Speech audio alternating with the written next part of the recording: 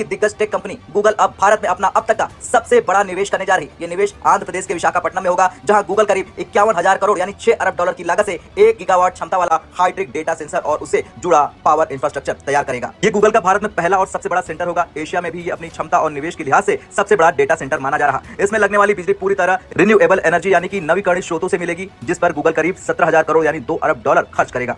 चलिए अब जानते हैं कितना बड़ा होगा ये डेटा सेंटर। दरअसल 1 गीगावाट की बिजली खपत वाला डेटा सेंटर बहुत विशाल होता है और इसे हाइपर स्केल कहा जाता है। इसमें हजारों लाखों सर्वर होते हैं। उदाहरण के लिए आप ऐसे समझिए कि अगर इसमें 50,000 सर्वर हो और हर सर्वर में 10 टेराबाइट यानी टीबी डेटा स्टोरेज हो, तो कुल स्टोरेज क्षमता 5 लाख टेराबाइट यानी 500 करोड़ गीगाबाइट जीबी तक हो सकती है। कुछ मामलों में ये स्टोरेज 100 करोड़ से लेकर 1000 करोड़ जीबी तक भी हो सकती है।